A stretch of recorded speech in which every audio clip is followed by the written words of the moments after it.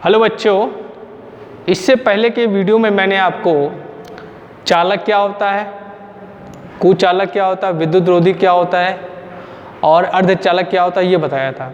चलिए अब हम बात करेंगे नेक्स्ट टॉपिक की, परमाणु की संरचना।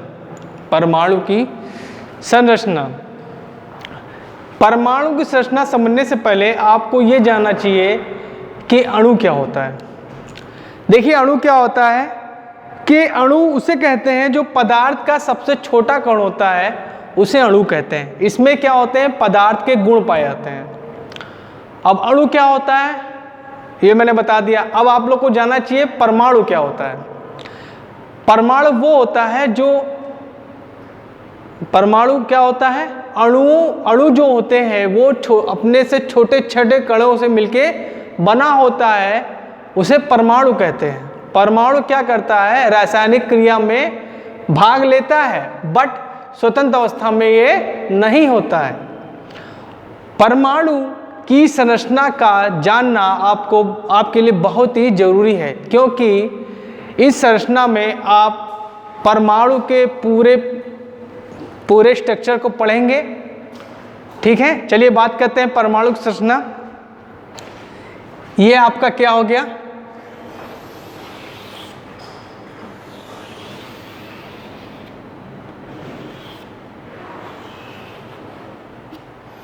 ये आपका क्या कहलाता है, नाभिक कहलाता है। नाभिक क्या होता है, हम कह सकते हैं कि जो नाभिक होता है यह परमाणु का केंद्र होता है। मतलब कि नाभिक में परमाणु का पूरा भार जो है होता है। परमाणु में परमाणु का जो पूरा भाग जो होता है नाभिक में होता है। नाभिक में क्या होता है, नाभिक में प्रोटॉन और न्यूट्रॉन पाए जाते हैं। प्रोटॉन और न्यूट्रॉन पाए जाते हैं। चलिए नाभिक के बारे में तो मैंने आपको बता दिया। अब नाभिक के चारों ओर कक्षाएं होती हैं। ये कक्षाएं होती हैं, ठीक है, ये क्या होती है, कक्षाएं होती हैं। इनके नाम होते हैं के, एल, एम, एन।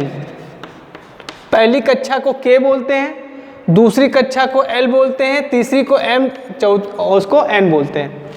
ठीक, अब इन्हीं कक्षाओं में इलेक्ट्रॉन जो होते हैं अपनी काइनेटिक एनर्जी से नाभिक के चारों ओर घूमते रहते हैं।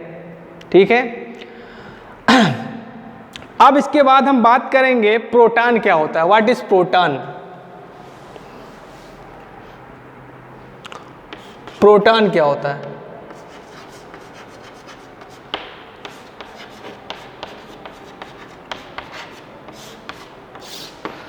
देखिए ना, प्रोटॉन क्या होता है, एक पॉजिटिव कण होता है।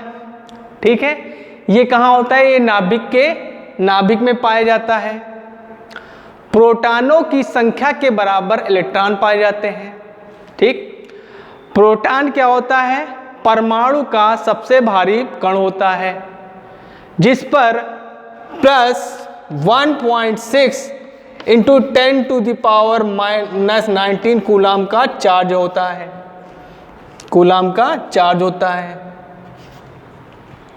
ठीक, उसके बाद हम बात करेंगे इलेक्ट्रॉन की, जो कि इलेक्ट्रॉन बहुत जरूरी है आपके लिए, क्योंकि इसी के कारण ही धारा प्रवाहित होगी। तो चलिए हम बात करेंगे इलेक्ट्रॉन की। इलेक्ट्रॉन क्या होता है, इलेक्ट्रॉन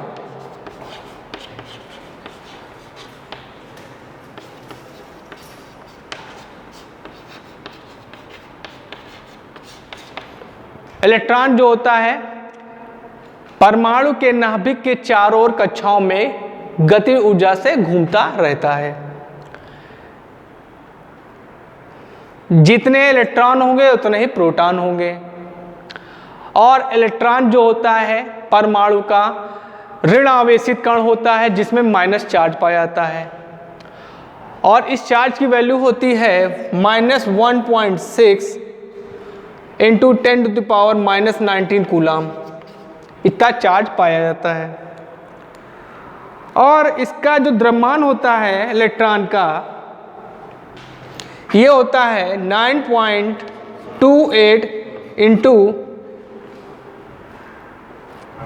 9.02 इंटू 10⁻⁻28 ग्राम। ये क्या होता है? इलेक्ट्रॉन का द्रव्यमान होता है। ठीक है, अब हम बात करेंगे कि जो ये कक्षाएं होती हैं इसमें इलेक्ट्रॉनों की संख्या कैसे निकालेंगे, ये भी आपका जानना जरूरी है। तो चलिए बात करते हैं। एक साइंटिस्ट थे बोरबरी, एक साइंटिस्ट थे बच्चों बोरबरी।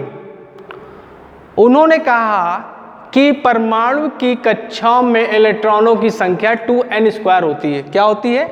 2n² होती है। इलेक्ट्रॉनों की संख्या क्या होती है? 2n² होती है, जहां पे n जो है नंबर ऑफ कक्षा, नंबर ऑफ सेल्स। जैसा कि मैंने आपको बताया पहली कक्षा क्या कहलाती है? k कहलाती है। तो अगर हम पहली कक्षा में इलेक्ट्रॉनों की संख्या निकालेंगे, पहली कक्षा में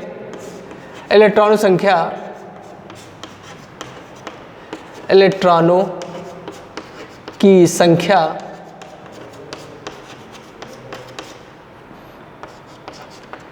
तो बच्चों क्या होगा? 2n² लगाएंगे। तो यहाँ पे कक्षा 1 है, तो यहाँ पे n की वैल्यू रखेंगे 1, तो 2, तो आपका क्या आ जाएगा? 2। मतलब पहली कक्षा में इलेक्ट्रॉनों की संख्या क्या होगी? 2। उसी तरह हम दूसरी कक्षा में निकालेंगे KLM, KL मतलब दूसरी कक्षा क्या कहलाई आपकी? L। इसमें क्या हो जाएगा? 2 का स्क्वायर हो जाएगा। तो इसको सॉल्व करेंगे, 2 × 4 दैट इज 8 इलेक्ट्रॉन। मतलब L कक्षा में आपके इलेक्ट्रॉन कितने होंगे? 8 होंगे। इसी तरह हम तीसरी कक्षा में निकालेंगे तो उसमें कितने होंगे? 2n² मतलब 2 × 3 का स्क्वायर मतलब 18 इलेक्ट्रॉन होंगे। इसी तरह चौथी कक्षा में कितने होंगे? 32 इलेक्ट्रॉन होंगे। ठीक है, अब देखिए परमाणु क्रमांक क्या होता है और परमाणु भार क्या होता है, यह भी आपका बहुत जरूरी है जानना बच्चों। परमाणु भार क्या होता है? परमाणु भार क्या कहते हैं कि परमाणु का भार किस पे निर्भर करेगा? नाभिक पे, मैंने आपको बताया। और नाभिक किस पे डिपेंड करेगा बच्चों? प्रोटॉन और न्यूट्रॉन की संख्या पे। तो हम क्या कह सकते हैं कि परमाणु भार बराबर क्या होगा? Proton plus electron, proton plus neutron. मतलब इलेक्ट्रॉनों की प्रोटॉनों की संख्या प्लस न्यूट्रॉनों की संख्या को हम लोग परमाणु भार कहते हैं। और परमाणु क्रमांक किसे कहते हैं? परमाणु क्रमांक कहते हैं कि परमाणु में उपस्थित इलेक्ट्रॉनों तथा प्रोटॉनों की संख्या को हम लोग परमाणु क्रमांक कहते हैं। ठीक है, आई होप जितना मैंने आपको बच्चों पढ़ाया समझ में आया होगा। इसको बड़े ध्यान से समझो बच्चों, और हो सके तो नोट्स बनाइए आप लोग, क्योंकि नोट्स जो हैं बहुत आपके काम आएंगे। ठीक है, जो मैंने आपको पढ़ाया है उसको सुन के नोट्स बनाइए और जो कि आपके एग्जाम में काम आएंगे। Thank you.